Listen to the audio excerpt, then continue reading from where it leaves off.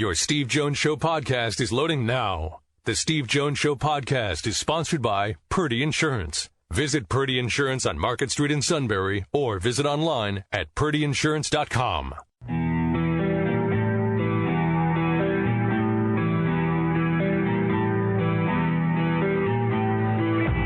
Sports talk where your voice counts. This is the Steve Jones Show on News Radio 1070 WKOK. Now, from the Sunbury Motor Studio, here's Steve Jones. Great to have you with us. Brought to you today by our good friends at Purdy Insurance. Market Street in Sunbury. Go to purdyinsurance.com. The Purdys have served the Valley for decades, finding their customers the right insurance, the best price. And if there's ever a claim, they go to work as if it happened to them, because customer service means everything to the good people, and they are really good people at Purdy Insurance. Market Street in Sunbury. Go to purdyinsurance.com. I'm in the Sunbury Motors studio. Sunbury Motors, 4th Street in Sunbury. Sunbury Motors, Kia, routes 11 and 15 in Hummel's Wharf. Be joined by one of our new broadcast partners, Matt McGloin, in a moment. But first, Todd Callis of the Astros Network with our play-by-play call of the day. Ground ball to third. Toro is there. His throw in time. Justin Verlander. Another exclamation point in a Hall of Fame career. His third career no-hitter. One of 6 in the history of the game with 3 or more, and his second here at the Rogers Center. Yeah, but you know what? This was a little different. Imagine that dugout in the 9th inning. It's 0-0. Right? Normally, they're staying away from the guy throwing the no-hitter. They're all looking at each other and saying, we better score for this dude. We better do something. They finally did a 2-run homer, and the Astros ended up winning the game 2-0, and Verlander did complete the no-hitter as part of his Hall of Fame career. NFL career lasted 6 years after a fabulous Penn State career, and then joined us on Saturday and showed us that he's got Hall of Fame potential working with us on the sideline. Matt McGloin. Hello, Matt. Great to have you with us. Actually trying to get a hold of Matt as we speak. You're killing us. You're just killing us. You just decided today to kill us. You know? I know. It's a big introduction. It was awesome. Deal. Yep, you had that play. You wrote that this morning as soon as you sprung right out of bed this morning. You had that ready. I ad-libbed it. I ad-libbed it, but I'm reading the chart here. I went through all the stuff in order as to how you wrote it down. Right? Listen, you're the guy who tries to get the suit. I know. To be on the round table. I know. I thought that'd be my most difficult get for the whole week. Look, you're just gonna have to come through here. I know. See, Matt's in demand now. Okay. I'm the play-by-play guy in the network. In demand? I can help him more than other people can. Yes, you can. He knows that, too. He's in demand? Yeah. I know he has a podcast. I know he's got some big... He'll end up with some big BTN stuff out of this before it's all said and done. All right, keep dialing. I'll ad-lib until you got him. All right. Just keep doing. Makes the show has more of an organic feel to it. Yeah, well, that's okay. I feel like I'm surrounded by compost at the moment. Thank you very much. I'm back tomorrow at 3 o'clock. Don't forget to tip your waitress. Yeah. I thought that was good. That was great. That was like me last Friday. You're picking up where I left off last Friday. I'll tell you, you have had 2 of the best lines ever on this show. Right? And part of it was that the shock value that you're the one that said it. I'm like, you never know. You never know what'll happen. feel like I've worn off on you in a bad way.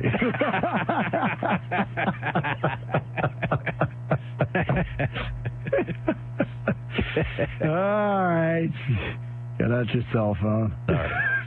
We'll call him back. We'll call him back. Yeah. All right. So the opening weekend is what I always refer to as the overreaction weekend. Now, most weekends in college football are the overreaction weekend. Most weekends are. Oh, that's it. I'm looking at The Legend of Bo Nix. I watched, I don't know, half the game, the second half of the game. Even the winning drive, he was okay. Now, he throws the touchdown pass. Was that the greatest throw ever? No. But he played like a freshman. And I think that he made a couple of really nice plays. The Legend of Bo Nix. Legend of what? Play some more games. We're just so,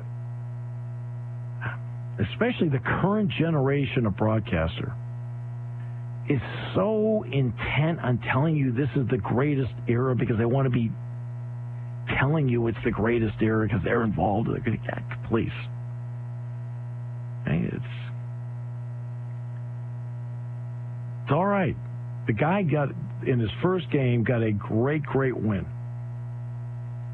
He struggled most of the night. To be honest with you, he only hit 42% of his passes.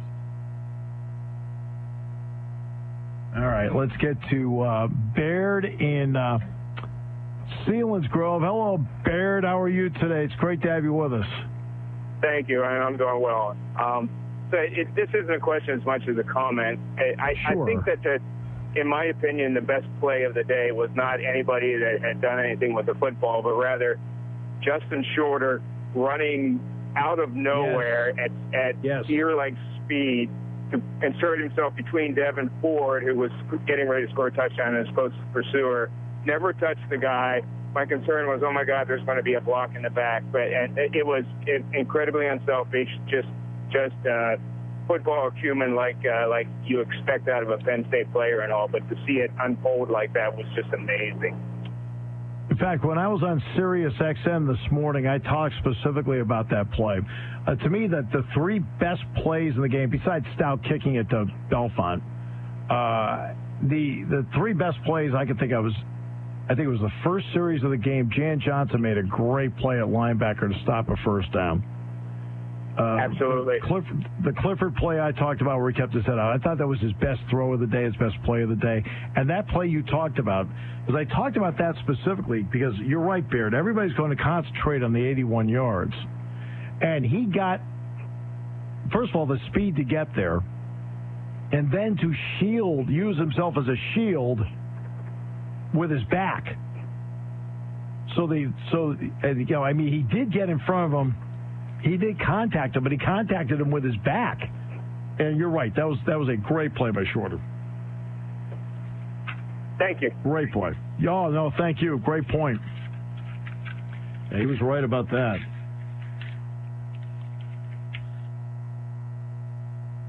All right. Did you finally get him? We got him. Matt's right here. Well, it took you long enough to get him. I know. Well, thankfully, Baird bailed me out a little bit, so thank you to Baird. Matty Ice, here he is. Great to have you with us. Matt McGloin, who did a brilliant job for us on Saturday. Matt, first of all, welcome to the team. Jack and I loved having you. I hope you had a great time on the sideline and that we gave you enough room to operate. Well, I appreciate it, and I guess I did a half decent job if you're calling me today. You did more than a half-decent job. You did a great job. I want to go, when we had Sean Clifford on the postgame, we talked about getting into the game, because he has not started a game since November of 2016 in high school. Yeah. Did you see, and you were on the sideline too, he said after the second series, some guys talked to him, gathered with him. How important was that expression of, hey, just settle down, we got your back here? Yeah, it is, because I feel like at times when you do get in there, and especially your first start, it's like you do feel some type of added pressure to try to do things that you're not comfortable doing. Like maybe you're making throws that you wouldn't necessarily feel comfortable making, or you're forcing reads, or you're just flat out overthinking. And I think maybe that's what Sean was doing early on in that game. And sometimes all it takes is for one of your guys and your teammates, and they're not just your teammates, they're your friends, to say, hey, listen, man, just settle down a little bit. We got your back. We know you're the guy and you're capable of getting the job done for us. So just go out there, play your game, do your job. We'll do our job, and that's going to be good enough to win today. And I think once he had that type of encouragement. He was able to settle in, and, we all saw the Sean Clifford that I think we were expecting to see. Look, I mean, this is something you experienced in high school, you experienced in college, and you experienced it with the Raiders as well. So what's it like at each level?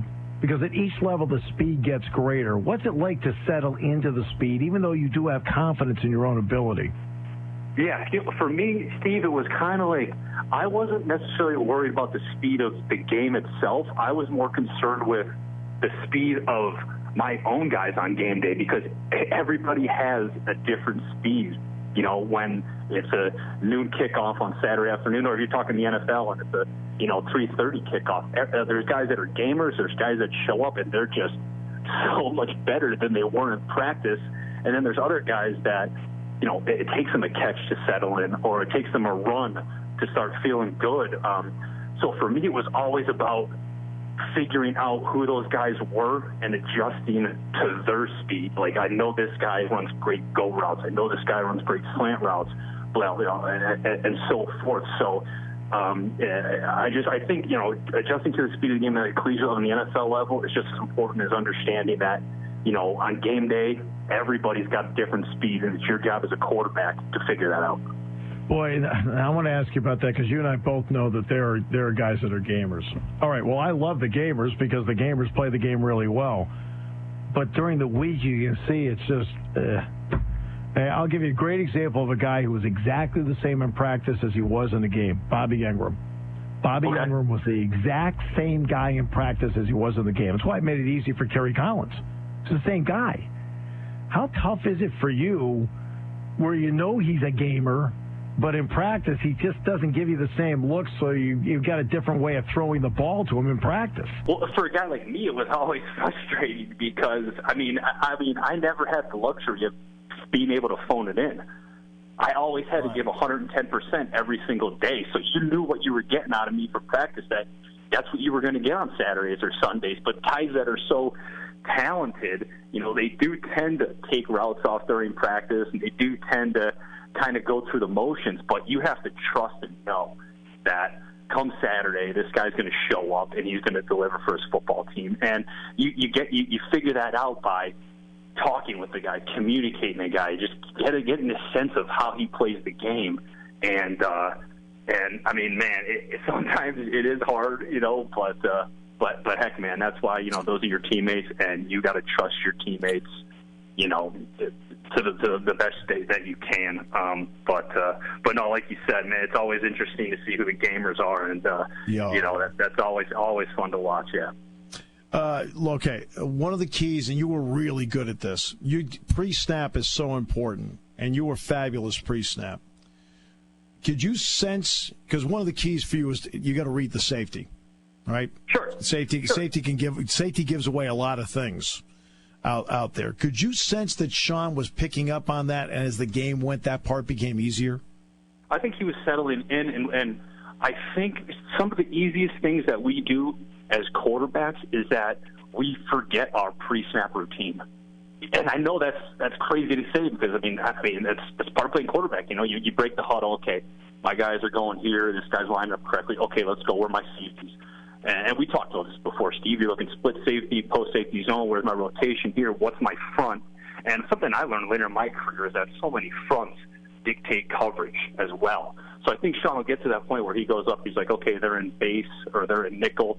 Here's, their high percentage coverages when they're in base or when they're in nickel, and boom, boom, boom, recognize it. Okay, let's go play football. So I think, at least it seemed like at times he got there. He just got away. He got away from his pre-snap routine, and I think he understood that as the game went on. We talked about his own teammates communicating with him, and I mean, it's so important. I mean, to find your routine and find something that you're comfortable with.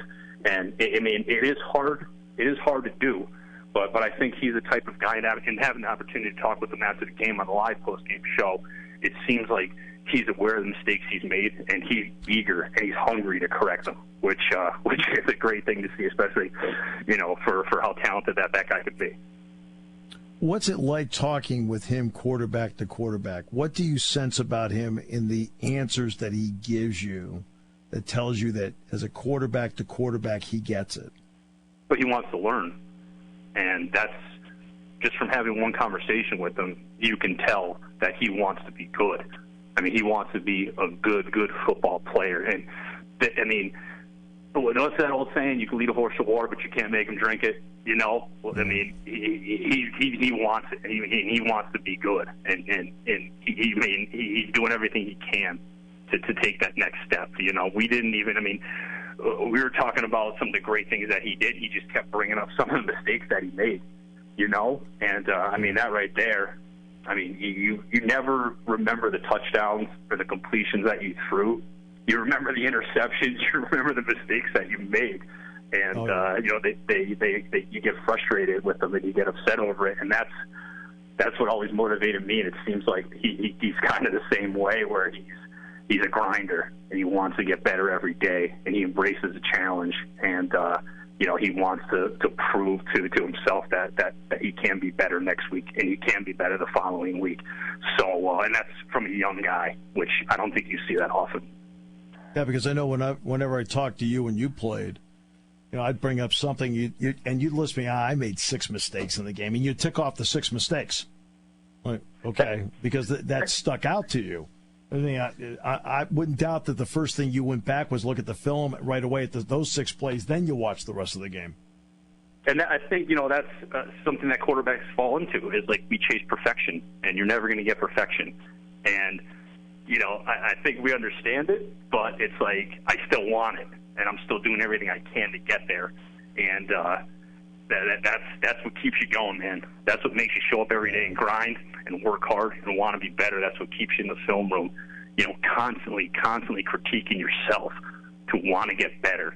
And Sean Clifford has that, and you know, I think that's why the support from his team is so strong, and the support from that staff is so strong. And I think now we saw a glimpse of it as fans.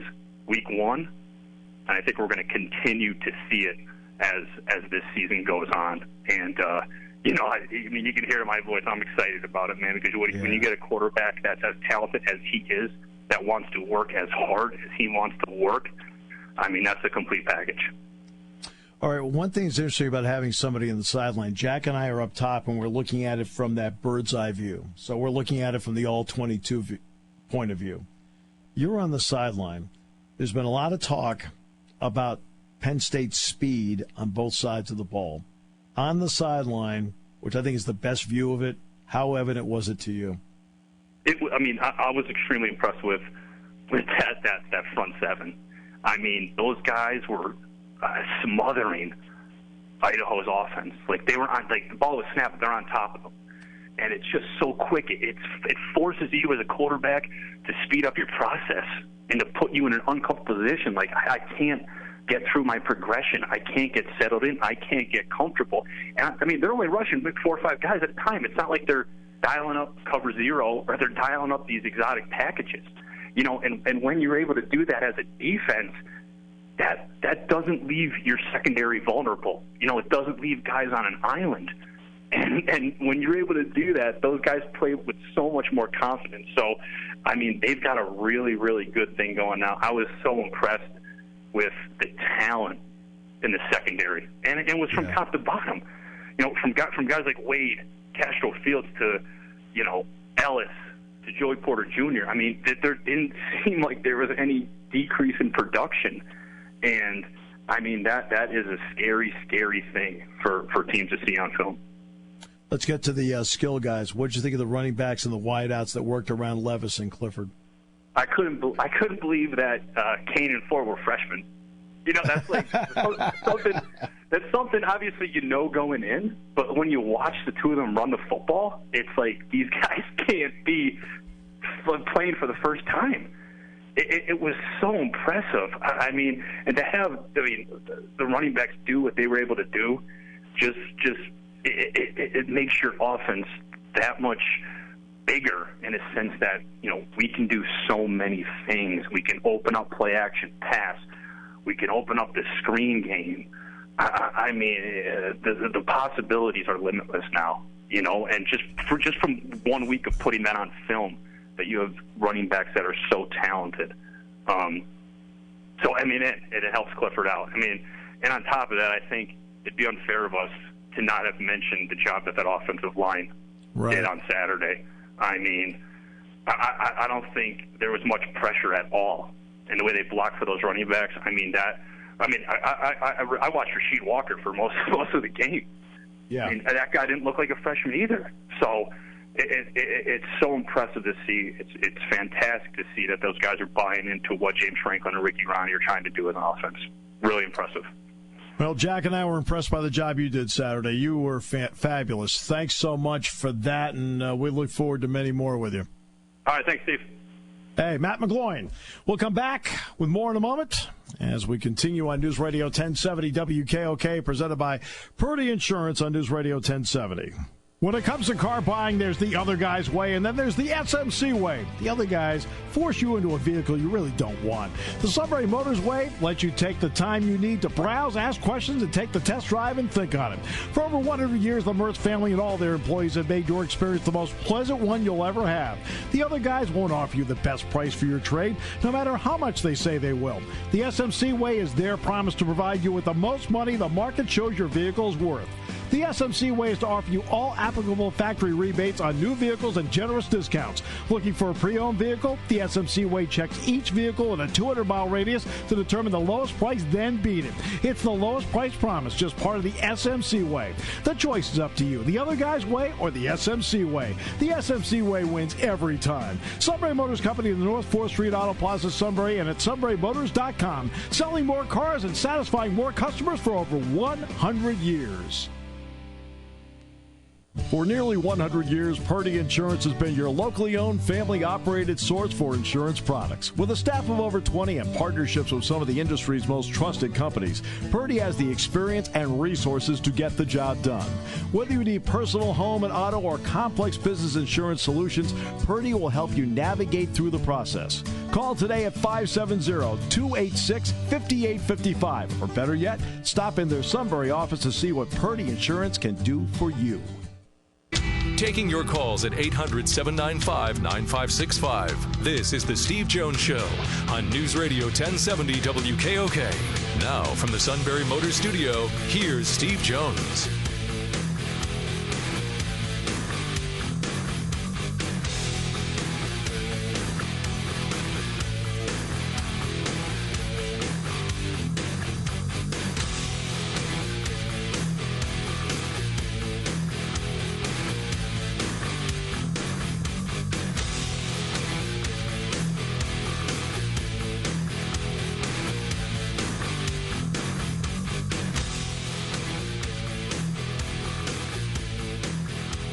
Steve will check in just a bit from the Sunbury Motors studio. Sunbury Motors, Ford, Lincoln, Hyundai. Panicking. Hey, no, not panicking. Oh, it's a good time. You and the other guy, that's all you do is panic? No. It was just I was setting up a plug for the podcast. Plug for the podcast? Yeah. Thanks to everybody who have subscribed. Numbers have been very healthy the last week or so. So, hit that little subscribe. But if you're listening to us through the podcast, thank you for downloading. But if you haven't subscribed, please do so on iTunes, Apple Podcast app, Google Play. Just hit that subscribe button after you search Steve Jones Show. Then you don't have to search for the shows. We just drop them right into your mobile device, and you're good to go. Yeah, we always hear in the staff meeting how important the streaming numbers are. Yeah. Did I get the accent just right? Yes. Streaming. We be streaming. Wow. All right. Each team needs its own kind of start to a season. Let me explain that. There are certain teams, for example, where you just know right away you've got something, and you don't mind getting out of the gate and getting going. So let's take next year, for example, in 20. Sean Clifford's a redshirt junior. Say Sean goes all the way through. Penn State will open the season in 21 at Wisconsin. Well, at that point, if he stays all the way through, he's a senior, fifth-year player. I think you feel pretty confident going into a game like that to open the season on the road. Or maybe at that point it's Will Levis, whatever the circumstances may be. But when you have a young team, when you have a young team, and this is a very young team, this schedule fits them. You get the Idaho game, you're the prohibitive favorite, you work out some of the kinks. You got to be better in third down. Have to be better in third down. You're 1 of 8 in third down. So that has to be better. But it's more to it than that. You also want to be great on other downs, too. I mean, my goodness, Penn State had, 600? What they have? I'll have to look this up here. Penn State total offense in the game was 1.2 billion yards, right? Something like that. It was a big number. Like 673, something like that? 673 yards. But I can take it deeper than that, though. Yeah. So you get 673 yards. Your running backs run for better than 300. Your quarterbacks run for better than 300. And, yeah, they were 1 for 8 on third down. But to get there, you've got to be good on the other downs. And especially, I'm really big on first down. I think first down sets the tone for this whole thing. And Penn State got 73% of its offense on first down. 73%. I mean, that's impressive. I mean, they were just getting chunks and chunks of yardage on first down, or you're not getting to third down. Penn State played 72 plays in the game, and only 64 plays weren't third down plays. Penn State had, I've got it here,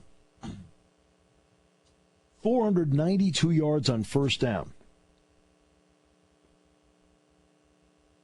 492. You're not going to get into a lot of third downs.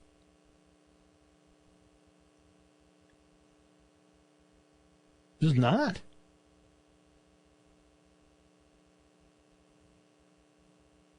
Now, you do need to be good on third down. I mean, as James says, he wants to be 48%. Okay, that's an important number. But when you're getting 492 yards on first down, you aren't getting a lot of third down chances. Now, this is all expected. Hey, we are in a time right now where everything is blowing out of control. There's so much national media now covering college sports that nobody wants to take it a week at a time. I mean, there are already bowl projections out today. Bowl projections. Really? How about November 1st? Bowl projections. I was shot close to a week ago. I don't know what channel of ESPN it was, and they were doing, it was either a 30 or a 60-minute Heisman preview. It's like, what? It's no offense to the guys that were on the broadcast set, but it's like, yeah. I was like, oh, okay. Well, look, somebody comes up with an idea, they have to do it. Yeah. And so many people now that are crowning Jalen Hurts as the Heisman Trophy winner for let's. I mean, one game. Let's see. Come on. Clemson's won the national championship. Georgia's in the playoff. Alabama's in the playoff. Oklahoma's in the playoff. Jalen Hurts has won the Heisman Trophy. Bo Nix is now a legend.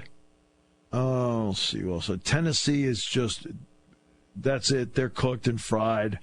USC, JT Daniels out for the year. They're cooked and fried.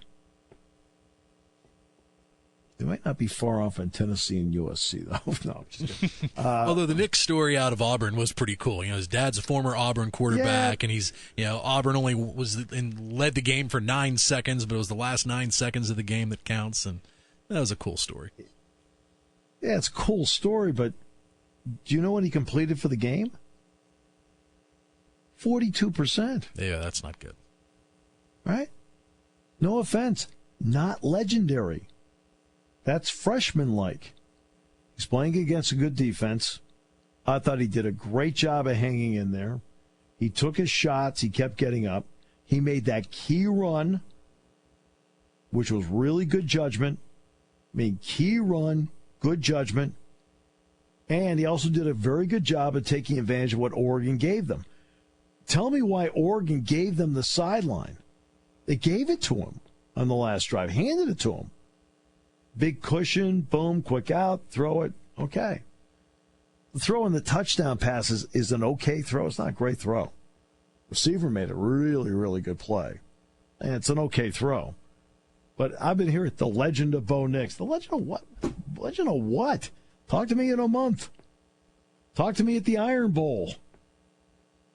Alabama's swarming him, and he's not doing well. He's not so legendary anymore. Just let somebody naturally grow up. We don't let people naturally grow up. He's a legend.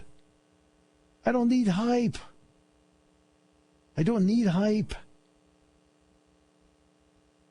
We've had week 1. So in week 1, Missouri loses.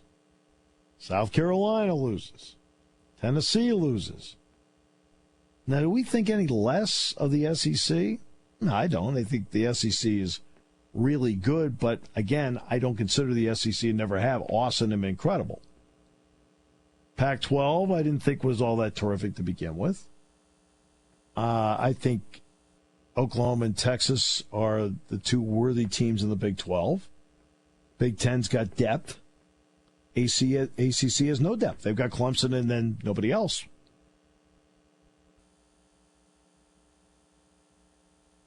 As you know, I picked Boise State to beat Florida State. I didn't care. I knew that they were better. Florida State's offensive line is not very good. Boise State's front seven is very good. That's why I picked Boise to win the game. I don't care. Florida's, now Miami losing its opener to Florida. Right. I want to say this. I thought Miami's defense in the opener in week 0 played very, very well. Now that's Manny Diaz. That's his area of expertise. But I thought offensively, they've got a long, long way to go. Long way to go.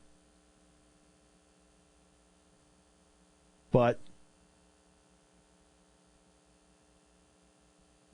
the bottom line is it's week 1. Tua throws 4 touchdown passes. It's Duke. No offense. I would think he would. When it comes to Oklahoma and Jalen Hurts, let's give credit where credit's due to Lincoln Riley. The understanding of who I now have at quarterback dictates how I want to call the game. And I thought Lincoln Riley did a really good job of looking at what Jalen Hurts does, and he did a very good job of taking advantage of what Jalen Hurts does. That was really good. But there's just a long, long way to go. Now, the one you feel bad for is USC. You don't want to see a guy get hurt and lost for the year. JT Daniels looks like he's a talented young quarterback. So you don't want to see that happen. I didn't see the Tennessee thing. I guess if you live in Knoxville, you didn't want to see it either, because Georgia State beat them.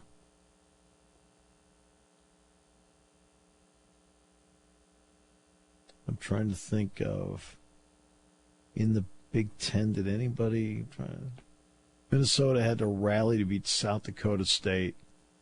Rutgers rallied and beat UMass. That was before the weekend. Nevada, though, beating Purdue. Yeah, Purdue had a big lead in that game. And Nevada came back, and then they kicked a 53-yard field goal. Maybe it was 56 on the last play of the game to win. Penn State, by the way, opens with Nevada next year, at Beaver Stadium. You better believe in the pregame press conference next year that James will bring up how they beat Purdue. Okay, so just so you know. Florida Atlantic wasn't good last year. They weren't good Saturday. Although I'll say this, I was talking to James Laurinaitis. We're watching the game. We're the only two there standing there watching the game for a period of time. And James said, first couple drives, you look great. He says, but, man, he has taken a couple of shots in this game. It's because I've said, I think Ohio State's offensive line is good, not great. Now we'll see how everybody does with a game under their belt. Wisconsin looked good in their win. Iowa won big, right? I think. Maryland won big. They beat Howard. Rutgers beat Howard last year. So that just gives you a gauge. Yeah, but who would have thought, though, two teams in the Big Ten with not one but two teams putting up 79 points? Yeah. Yeah. But it's perspective. It's week one. It's week one. Right. Now, Josh Jackson transferred from Virginia Tech. He's now the starting quarterback at Maryland. That does give them a boost. And let's see how the next couple of weeks goes. There's just too much overreaction in week one, trying to draw conclusions. Let's draw conclusions in November. I will realize that we do. I think it's fair to do a week-by-week report card on how your team's doing. Did they get better? Did they get worse? That's fair. But after 1 week,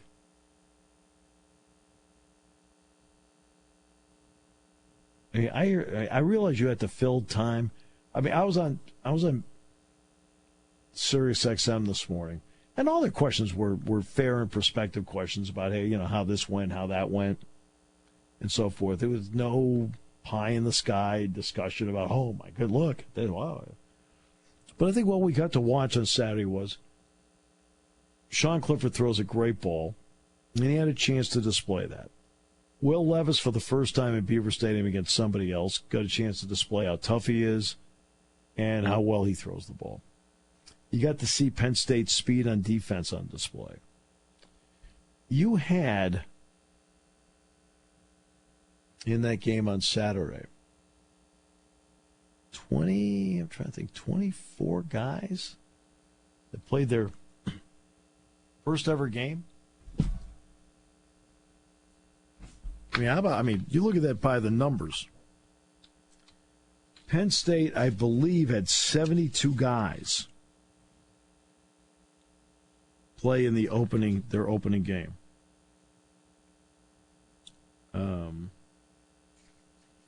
I've got the numbers here. And I told you about the plays already. That in that game on Saturday, Rasheed Walker had 58 plays. Des Holmes, Mike Miranda, and C.J. Thorpe were the only other three that had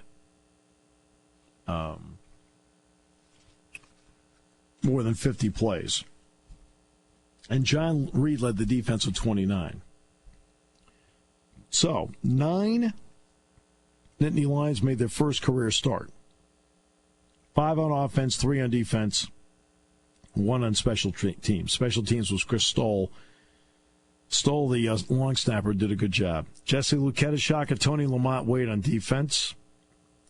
Rasheed Walker, C.J. Thorpe, Justin Shorter, Ricky Slade, Sean Clifford on offense. 12 Nittany Lions made their first collegiate appearances. Excuse me, I apologize. 20 Nittany Lions made their first collegiate appearance. So first ever collegiate appearance for D.J. Brown, Noah Kane, Judge Culpepper, Lance Dixon, Keaton Ellis, Devin Ford, Aeneas Hawkins, Adisa Isaac, Charlie Katcher, Hunter Kelly, Will Levis, Colton Maxwell, Justin Neff, Joey Porter Jr., Brandon Smith, Chris Stoll, Brenton Strange, Dan Vasey, Sal Wormley, and Caden Wallace. Transfers, Jaquan Brisker, Weston Carr, and Jordan Stout made their first Penn State appearances. And 10 true freshmen played. Noah Kane, Lance Dixon, Keaton Ellis, Devin Ford, Adisa Isaac, Joey Porter Jr., Brandon Smith, Brenton Strange, Sal Wormley, and Caden Wallace. Expect Caden Wallace to play more and more as the season goes. He stays healthy. He is a full go for every game. Okay? He's already on the field goal and extra point unit.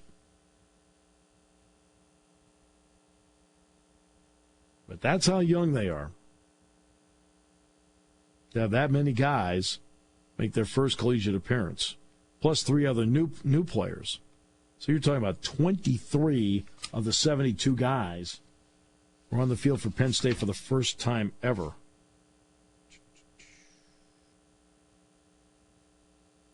In fact, So you're talking about 23 guys made their first ever Penn State appearance.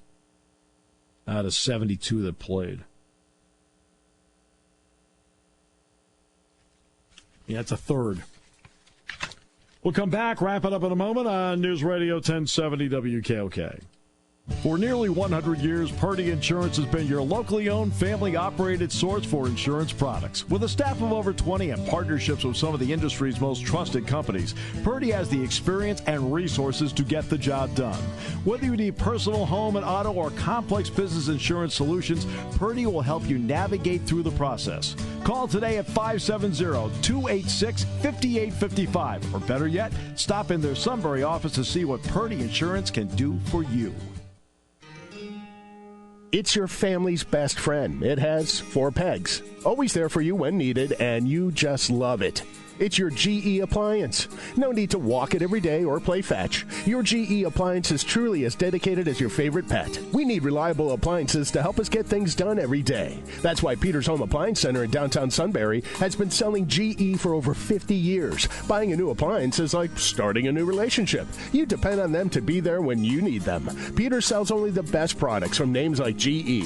Well-built and energy-efficient GE front-load washers and dryers, French door and side-by-side GE refrigerators, dual fuel ranges and gas ranges, microwaves too. GE appliances make life better. And if your appliance decides to play dead, Peter's services what they sell too. So come see the GE appliance experts at Peter's Home Appliance Center, Market Street in Sunbury. Peter's Home Appliance and General Electric, your family's best friend. Howdy there, neighbor. Why are you staring at that tree? I think it's dead. I think it's been dead for about 6 months now. Huh? Why didn't you say anything? The best neighbors stay quiet on others' matters of the lawn. When you put it that way, it sounds like getting rid of this tree is going to be a real hassle. Not at all. Just head over to Bear Rental and pick up a chainsaw, a stump grinder, and a bed edger. I don't think all that will fit in the bed of my truck. No worries. You can also rent a trailer while you're there. Sounds easy enough. Will you be around later if I need help? Nope. I was planning on quality time in the pool. That pool will feel even more refreshing after some nice yard work with me, don't you think? My unicorn floaty is calling. Home or commercial projects, Bear Rental, a division of Zartman Construction, has the tools you need. Why buy a tool for just one job when you can rent it? Save maintenance costs and space in the garage. Bear Rental, Route 11 between Norrie and Danville on Point Township Drive. Call 570-701-1525. Go to bear-rental.com and like Bear on Facebook. Problem solved with Bear. Make yard work less of a chore with a brand new Toro lawnmower during the Toro Red Tag sale going on now. Take advantage of special end-of-season savings with up to $500 off select models, plus special financing for qualified buyers. Walk or ride, bag or mulch, it's up to you. Just hurry in today and save at participating local Toro dealers. Save on Toro lawnmowers during the Toro Red Tag sale going on now at Hilly Ridge Sales and Service, Mount Pleasant Mills, or hillyridge.com. The Penn State Nittany Lions play on WKOK. Steps up, waits, delivers long and deep. KJ Hamler got it at the 10, inside the 5, first and goal. Nittany Lions, what a throw, what a catch. Penn State football is sponsored by Sunbury Motor Company, Shade Mountain Winery, W&L Subaru, Turbinville National Bank, Zimmerman Chrysler Dodge Jeep and Ram Truck. This weekend, the Nittany Lions take on the Bulls of Buffalo. Airtime is 6 p.m. Saturday on WKOK.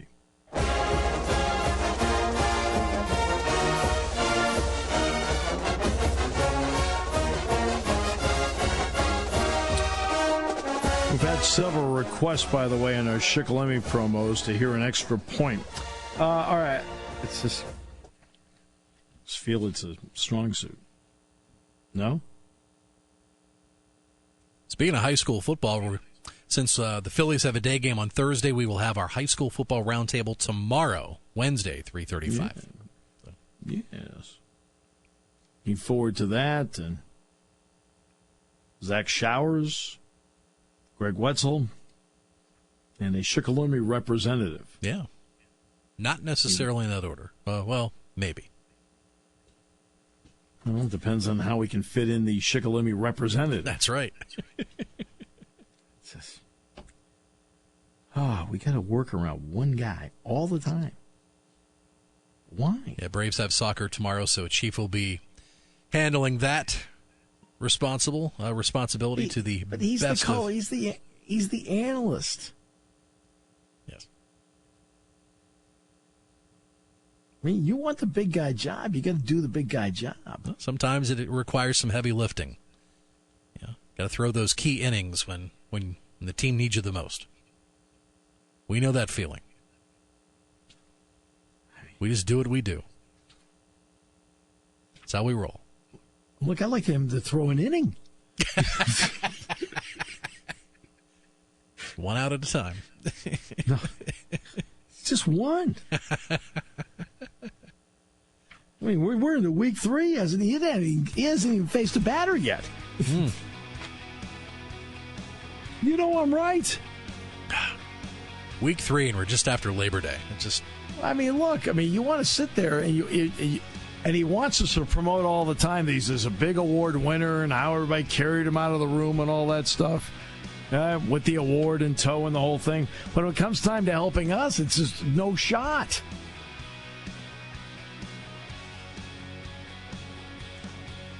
It just can't be about one guy, don't you think? And since, Pocono's not hosting an IndyCar race next year, now with August, he can focus more on football now in the summer.